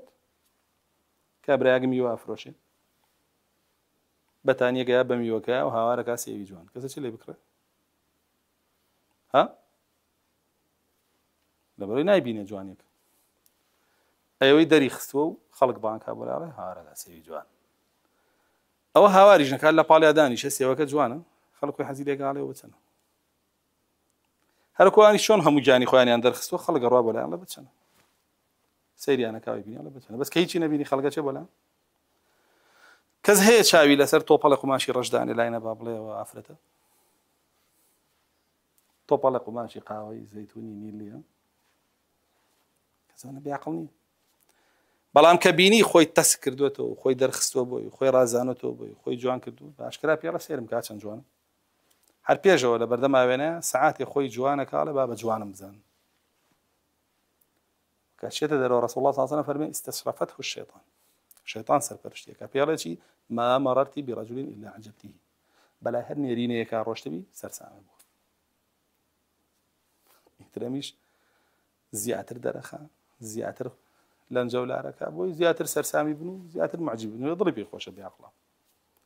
ضرب بفضل ورحمتي الله خوجني ضرب وخوش قل بفضل الله وبرحمته فبذلك فليفرحوا فضل الله تطبيق كذني قرآن والسنة بوضري خوجني بوالة جواني كم شهر بوالة كس سيدنا كردم بوالة كس بينه وتم جواني بوالة كس مشتري من أبو بازار مشكاب نازم شو بابت عاوي بيا هو كاسيات عاريات نوێژەکان ڕۆژوەگرن زەکاتیان هەرچیەکان هیچ سوودێکی نییە بۆیان ناچنە چوارچێوەی دۆستەکانی مەهدیەوە بەڵکو چنە چوارچێوەی دوژمنەکانیەوە و بۆ معلوماتیشان لە ئەعوانی ظەلەمەیە سیرەکەی ڕەسوڵ الله صلی الله علیه و سەلەم ئەو دوانەی بێکوێنەوە ئەوانەی لە خەڵکیان بۆیان حیمایەتیانەکەن لەگەڵ ئەمە ئەفرەتە ڕوت و قوتانە سبحان الله ئەمڕۆ ئیشی باشیش بەس بۆ دوانە هەیە چەکەڵ گرە معاشی باش وەرە خۆت ڕوت کەرەوە لە لەمانە معاشی باش و تعیناتی باش و جێگای باش ئیشی ئەو ظالم و تاغوت و فاجر و فاسقانە بۆ دووچی ناوە بڵێ و ئەو دووچینەش بۆیانەکەن بۆیە ڕەسوڵ الله صلی الله علیه و سەلەم بۆنی باش ناکەن شتەکان ڕەبتن بەیەکەوە هەمووی چۆن کەسانێک داغڵی ئەو مەنظومە کوفری و شیرکیانە بن و دوژمنی مەهدی نین چۆن ڕێنمایەکانیان وەرەگرن و پەیڕەویەکەن و دوژمنی مەهدی نین جا فەرمێ مائیلات مميلات فرمودك أمانة كاسية وعاريا يعني بشيكي جلوبرجان شرعية وبشيكي نا شرعية نكهمي نا شرعي بها هلا مي في هذا توقيسد هو زور مشكلة يعني همي تنيق بها همي رود بها همي تسق بها نا بشيكي شرعية بشيكي يعتنك يا روت يا تسق هوا يعني همي كيسا تائري دا بوشيو بانطولك لبيا هوا كاسيات عارية وانا زاني والله هويك تائر يرد كردو أما يدافع جو كاسيات نا هو تائر هر خدي بانطول كلبيكي رسول الله صلى الله عليه وسلم لعن الله المرأة المرتجلة الله جل جلاله لعنتي قال لا مرأة المرتجلة لا أفرتك لا ساي بيا وكاتو خرابترين لا ساي علماء فرمون بجلو برقة چونك ظاهرة حكم جسر ظاهرة دري خرابترين جوري لا ساي معلومات جايت اللي قسا كردنا بي ولا هەڵسوکەوتا بێ و بابەتانێکی ترنەوە ئەنە باڵتینین زۆر دیار نین جابوا أمانة أفرمي مائلات مميلات خوان لا الناوى خوان لا الناوى ابن رجب فرمي مائلات عن العفة والاستقامة لا أندا ولا شيء لا استقامة لسر ديني الله ولا باكيزي حزيان بوي خلق سيدي جوانيا كان يعني بكاو شيء دان بيتو حزيان لي بكاو تكليف يعني ليكاو نزيك يعني بكاو بدوري يعني عرفوه حزيان لوي ولا أندا ولا أخلاق لا روش لا دين لا حمشتي أنجاتيشن مميلات أفرمون لغيرهن حاول يعني كشي تريجوا عليك وكو خوان فاسديك وكو خوان بار الله يكن وتشي أولادك وتشي حجابا ولا اليونا خو بيتزاوتو ببابرا تيك يعني تنضربي أما حموي قسيك كان كاتك كشي جابين ملتزمة بعباء ونقابك يوم ويلا ترسم والله خطو كسيج نازاني بياوية والله نازانش أمها مشتب بس بوشي أمها هم قسي شيء كان لا ينبن ولا عفة استقامة وكو يعني ليه كان وكو كان إمام عثمان فرمت تود الزانية لو زنا جميع نساء الأرض عفرت زناكار ودان بيس وخرابكار بي خوش حرشي عفرت زرزبي وكو خوي خوي زناكار وفاسد وفاسق بما عنده جمني مهدي دجي فسادة دجي بدروشتي إيه أمانة بدروشتا كان أمانة فاسدة كان شون لقل مهدي ابن الله شكري بكو دجي جاي ترى خوبوني خوي بوتابنيك لقل مهدي أمانة وانا الأخسرين أعمالا الذين ضل سعيهم في الحياة الدنيا وهم يحسبون أنهم يحسنون صنعا أنا وأنا كردار كان يعني بوتش الله هم بطال قلب بيته بنا وجهنم واجز عن كردار كان يعني شاك ترى الأخوة من نيوجا كان ابن سلول نيوجا كرد جهادي شيء كرد وطن جهادي جناك بهم مواصفات ابن سلول توزيع تريش تعسيت جهنم ولا بني بنا وشعبت ولا كيوبي كم مواصفاتك لو كم ترى أبو بيعك داري وبابة من صنفي هشتم همو أو سرماء دار دولمانا كبر ربا وقول برين وخوارني كسبارو هناني حرام بارا بياك همو أوانا أصحاب الأموال المحرمة همو أواني بحرامي بارا بياك كبرا بارا بياك بشي بربا شو عند جالك كبرا بارا بياك بشي مشروب فروشتن همو نوعي بحرام فروشتن همو جورشتيكي حرام جلو برقا خواردنا بيدا استيار چيه بارا بياكا بچي بقول برين هل خلطان دن بترازو باسي بسوين دي درو بمعنى خوي دولة مانك بارا بياكا بچي بجاسوسي بخواردني خويني خلق يعني بارا بياكا بچي بداويني بناموسي بارا بياكا بخواردني اكسبال لو ماركتانه بارا بياكا با گۆرانی وتن و ڕقص و سەماکردن و موسیقا لێدان و بابەتە أي لحم نبت بالسحت فالنار أولى به رسول الله صلى الله عليه وسلم فرمي هر گۆشتێک گەشەی کردبێ بە حرام ئاگرە وڵاترە بێ ئێمانە ئاگرە وڵاترە پێ یعنی تر ئەنساری مەهدی چی شتی چی مانە ئەسڵەن دوژمنی مەهدین چونکە بە لە هەوە الحەدیث گۆرانی و موسیقاوانە خەڵکیان لێ لا داوە لە ڕێگای الله يشتري لهو الحديث بوشي ليضل عن سبيل الله اتخذها وبربو همو جورك ثابتك يعني مطففين لشوية هاتوا بلا ما نشنا باشتا المنفق سلعته بالحلف الكاذب كرسول الله صلى الله عليه وسلم فرمى لا ينظر الله إليه ولا يكلمه ولا يزكيه أما لشوية بأنصاري مهدي تماشايناك لي خوشنا به باكيناك ولا توانك سزايك بيشي ولهم عذاب أليم أنا أصحابي كبائر ربا أخوة كرسول الله صلى الله عليه وسلم فرمى أربع الربا بيجوا فرمي الربا 36 بابا أيسرها كأن يأتي أمه بالزنا 36 بابا لازم ترين يوي وكواب تطلع دايك الزنا إلا أما بتشي بابا أنصاري مهدي إنسان بيقعد داريا بابا أنا مشكلة أنا همي دجمني مهدي بقرا أمانة زور بيان مالو سرسمان ينبهي تشيو بياكلو كربا حلال كدو حكمي جبري و كزنا حلال كدو ملهاي كدو مشروبي حلال كدو حكمي جبري و كي بارو ملها وقوراني نظام رقص وسماواني حلال هم حكمي جبري حلال كدو كي وهم خوارنا حرامي حلال كدو حكمي جبري حلال كدو كواتا أمانة همو مالو دەستکەوت و داهاتەکەیان کە پێکەوەیانناوە بەهۆی حکمی جەبریەوە پێکەوەیانناوە هەرە بێ دوژمنی مەهدی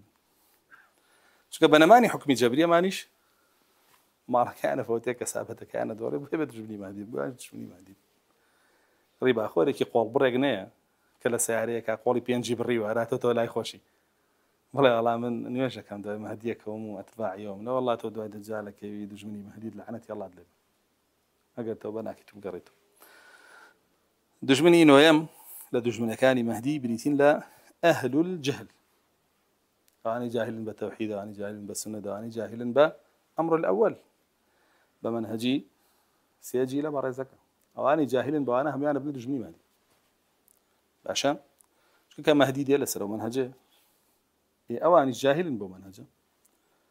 کاتێک کە دێ دژی جەهمی شەڕەکە و دژی جەبری شەڕەکە و قەدەری و معتەزیلە و شاعری و ماتوریدی و کولابی ومانە دژیان شەڕەکە ئاڵێ ئەو بۆ بەربوونەتەیەک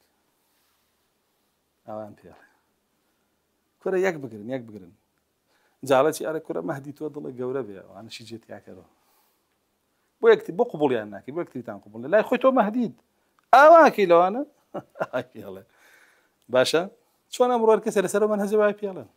تۆی دیای منهج سەحاباگەی بۆ هەموو کوفر و شیرکە قبوڵ ناکەی بۆ هەموو مبتەدیع و گومڕا لە خۆ کۆ ناکەی تۆ قبوڵی ناکەی جا کابرای وەحدەوی کە لەو لاکۆیە کاتەوە قبوڵێک کاڵێەوە ئەڵێ یەک گروپ لێ ناڕازی نییە یەک گروپ لێ زویر نییە تا ئێستا دژی یەک گروپ قسەی نەکردووە خۆی شایەتی شەڕە بووی یعنی هەموو گروپەکان قبوڵیانە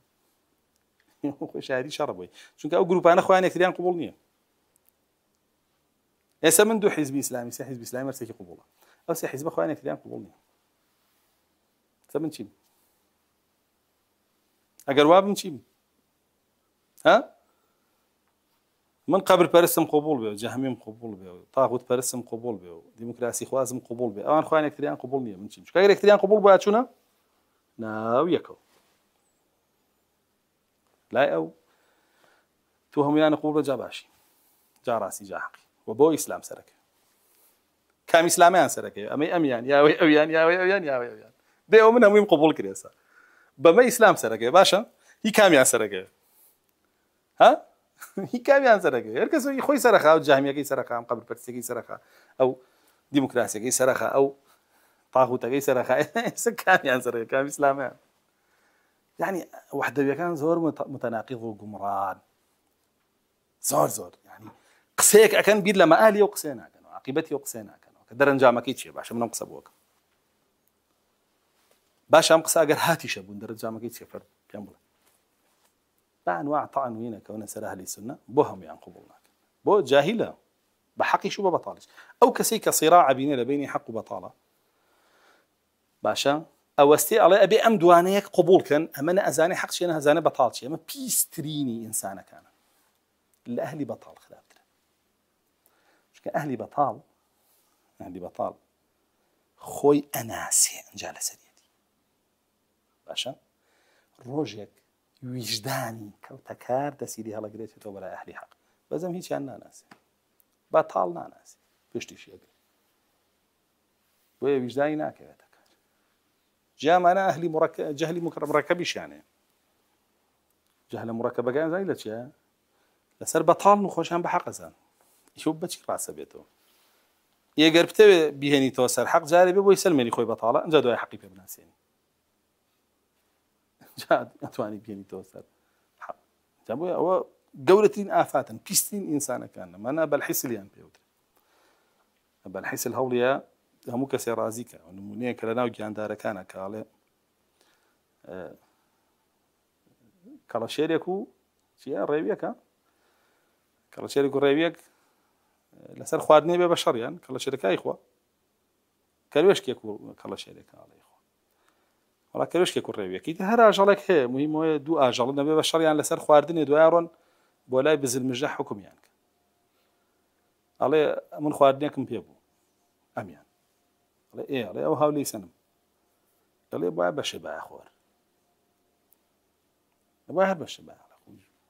وەکو تۆ ژیوە ناڵێ ئەمە خواردنی خۆیەتی خۆی پای کردو اینجا ئەمە بە زوڵم و بە عودوان لێی سندوو بۆی هەردووکیان ڕازی کاڵێ بۆی هەر بەشە با هیچ جەڵێ بە خافیایی چاکە ئەم جەڵێ ڕای خۆ دڵی نەرمە ئەڵێ ئاخر منیش زلەیەکم لێ ئەڵێ دەی حەقی خۆ بوو خواردنی خۆ بوو ئەڵێ زلەیەکی لێیامەوە ئەڵێ تۆ بۆ زلیلی حەقی خۆی بوو ئەڵێ منیش زلەیەکترم لێیاوە ئەڵێ زلەی لێیاوی قابیلاراوە بۆ سی زلەو لێ ئەڵێ ئەویش لێیامەوە حەقی خۆیەتی کاکە کە تۆ دەزەڵگەیش دەزەڵگەی يعني ترى هروا ميارية تعادل وزالماتين ما نقدر هروا ياري من عالبين باشا أميش هر أو ياري يتدو يعلن كرام مطانية تاقي عمده مش تانا بالله ينور عليه حقيقي ويش حقيقي نبي حكم يقلاي كاتو بو يشك معنا الله يبي همي بتشاقبي همي بعد يواني يكري كان راسه يا ما لا بالحس الخراب بالحس اللي بيني دوك سامو لا بزن مجا خراب ترى أم لبيني حفتها دو جروبا حفتها سي جروبا على تو بيا مي بتشاق بزاني تو أبي هم يقبول كي لو أنا خرابتنا بويا براسي همو جاهلة بو حقا أبى الحس لك أبو خوي وهيج خيرك يعني نبو عبادو نبو بلادو نبو ديني الله جل جلاله دجمني دايم بريتين للرومكان رومكان وانيك لقال يعني أنا هم دجمني مهدي رسول الله صلى الله عليه وسلم فرمي الروم بوت عن كوبنا ولا كيف لا مرجي دابق باشا لجير هشتا آلا هر آلايك دوان زه زاي لجير و اما جاي بوي حلفه جزور قورة فيها جينن همو رومي كفري همو رومي كفري ودجاتي مصر أنا كان ملحمي كبرى رواية كسي شريطة آخر شريطة بنو سيكي جيشة كدرتشو بسلامتي ويباتو كواتا روم همو يدجمني مهدي وروم تيكالي لنصارى ولا ملحدون ومشركينيش وتيكالي ليهودي الجاري ولا واتي بنا مسلمان شان لك كلمة الروم الروايات ترى رسول الله صلى الله عليه وسلم فرمي بني الأصفر الروايات ترى فرمي أبناء إسحاق بني الأصفر هم أوروبا أقريتو زرد بيستكان رنگ زرد كان كبلا يسفيار بابرين قجا مو أواني زرد يتر أجنجي أواني كشيان تيا بين توكاني تلو طبيعتي يعني أنقل تبي أخذ لنا وهي أوان بندرس بو هم يعني قريتو جا ليريا بقوميتنا يعني بشي نبي أنا بأديان نبي أنا ويقول جل هم دين كفرية كان ينتهي كلام تيابه حتى بيجي مسلمان كان يدرس غير عندي شيء تيابه أو سيشوا جروبا كترو لقال أنا بينو بلن أيوة راستا كان إما أبي تحالف بيك بينين جي تيرور هاو بيماني جي تيرور لجير هشتا آلا كان كوا بينوا تيرور بين تيرور كي مهدي وشون كده كان لكن لا غوطان لا دي ما شباب رين بيان كوا بنو لجير هشتا آلا ويروم هم يدجمني فاشان دجمني دواء أو أمبريتيا لفرس طبعا فارس كان أهلي كفر في سخوني فاق وإصاني أنا وأنا أقرته أنا كأهلي سنن أهلي إيمان أهلي إسلام أنا أقرته بوشي فرس أقرته لبروي رسول الله صلى الله عليه وسلم مجدي فتحي فارسي داوة لا آخر زمان وكل شون مجدي فتحي قسطنطينية داوة مجدي فتحي روماي داوة رومية مدينة جانبها في البحر وجانبها في البر كواتا معنا الإسلام عنين بويا فتح أكرم فارس إيش الإسلام عني بويا فتح أكرم ولا شكلي مهدي فتحيك لخراسان كيتر همو منطقة أنا أقريتو كأردور زور بيانو أو أنا شيكا فارس أما أنا ديسان فتح أكرم ورسول الله صلى الله عليه وسلم فرمي أسرع القوم فلا أنا الفرس هرش أنا حديثك أقصى سلسلة دي طبعا بآثار هاتوا لكعبك أحباره كصحيحة أفرمي يكمين قوم كزوتيا عشان فرصة أنجا فرمي ثم تليهم العرب دو عربي زوري تياج بلا ما دام فتوحات روكاتا ولاتي فارس كواتا دجمناني مهدي لا يجهن وديار أجر لو دقيشان جنجل لقلي لبلانان بو جنجان لقلي لدا هاتوا ولهندي فرمودي ترى أما جب وكراوة حاكمي عراق لجرد صلاتي فارسة وأويش دجي مهدية حتى جيشك جنيري العراق وتجاتي مهدي بلام لبعيدة خصفة به باروتشي بزاوية كاتوانيش دجمني مهدي دجمني يانصيمي مهدي بريتين لا بابلين دجال وشينكوتوكان دجالش كان يهودي انجا دواو كان بەداخەوە زۆرێک لە ئافرەتان جا دواو لە کێن هەموو جۆرە ئەهلێکی کوفرن چونکە ئاخر سەرکردیانە ئەزان هەمویان خۆیان هەڵواسن بەوە نەجاتیانە بێ ڕزگاریانە بێ بەڵام ئەوەیە عیسا عەلەیهی سەلام دابەزێ و دەجال ئەکوژێ و مسلمانان ڕزگاریانە بێ کەی دابەزێ عیسا عەلەیهی سەلام کاتێک کە دەجال محاصەرەی مەهدی و جێشەکەی کردو کاتە یەکەم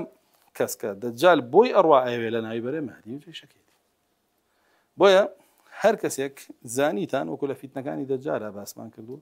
داخڵ بە فیتنەکانی دەجال بووە بە ئەمینی مەزان لەسەر دینتان و لەسەر نەفس و ماڵیشتن ڕۆژێکیە هەرچەنە باڕووکەش لەگەڵتانە خۆی وەکو مسلمان پیشان با لێتان هەڵەگەڕێتەوە وام فیتنانە هەمووی تاقیکردن قۆناغ بە قۆناغ تۆ ئەڕۆیت کۆمەڵی زۆرە لەگەڵە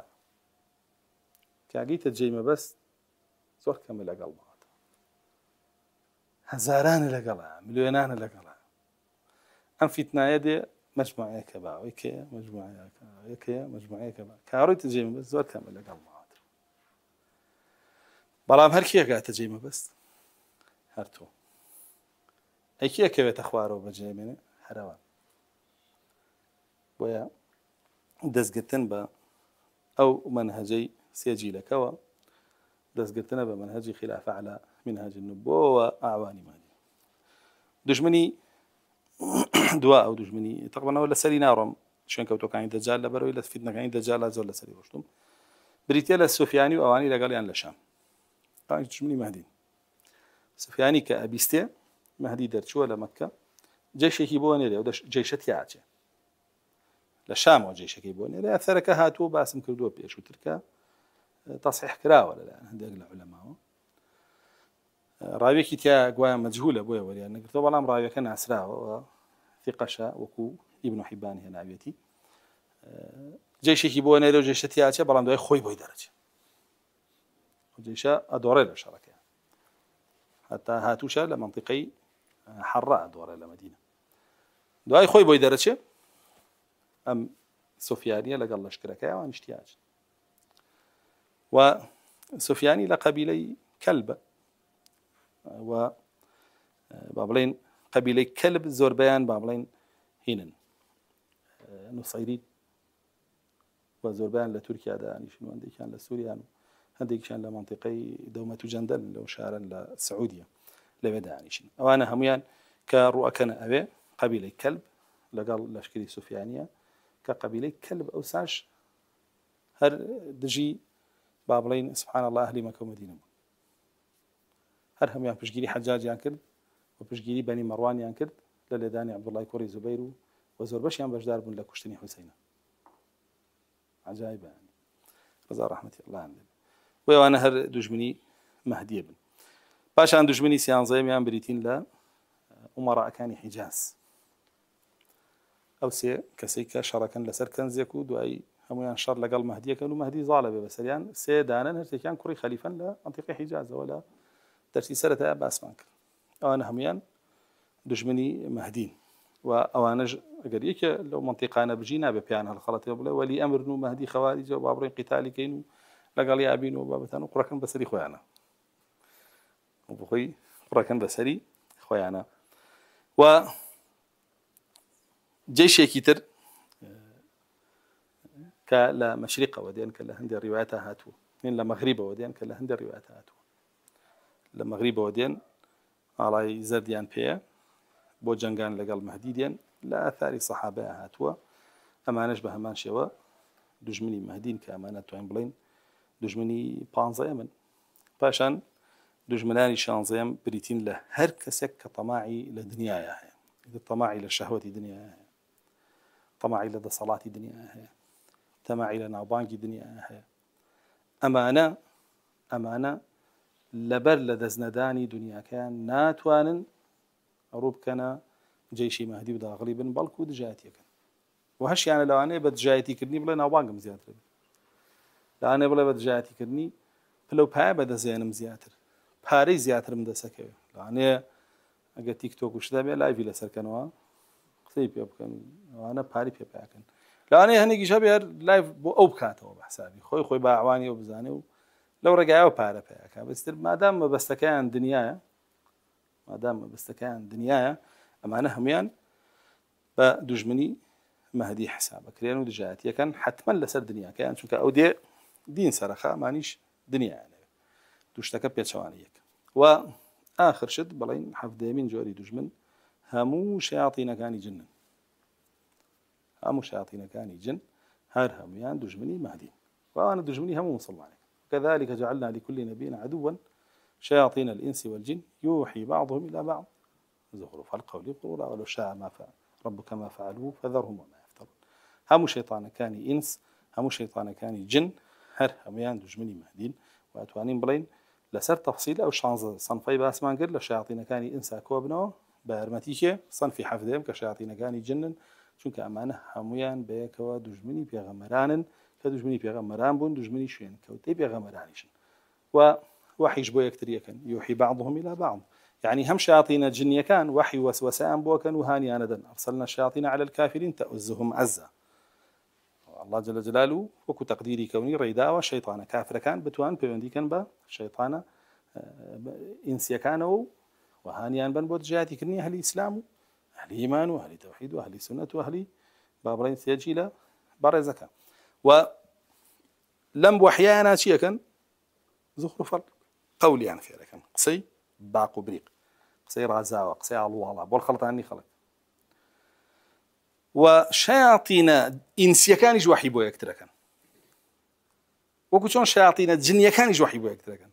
أو يوحي بعضهم إلى بعض ما بس يرسي جورك وحي لجن وبو إنسي لجني وبو جني لإنسي وبو إنسي شيء كان زخرف القول قصي باق وبريق ورازاوة وبو شيء غرورا يعني لاختراء الناس يعني لخداعهم وإمام طبري يفرم والخرطان يعني ولا خشتة بالدنيا يعني وتكوان دنيا ولو شاء الله ما فعل وقال الله جل جلاله يستي كوني وابوا كأونا بيننا أبو بلا ويستي كوني وهذا دي فذرهم وما يفترون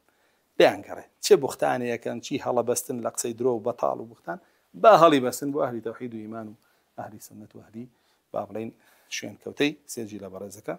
هيج سودك بوان ناقيني هيج زرركش بمان ناقيني تنها زرر شياطين كان جينا بجن إنسان ولا جهنم كان أكاته أما دجمن كاري مهديبون تأكارم الله سبحانه وتعالى بنامان بدل لم دجمن أنا بان بارز ليانو وإما لدو سكاني حسابك والحمد لله رب العالمين.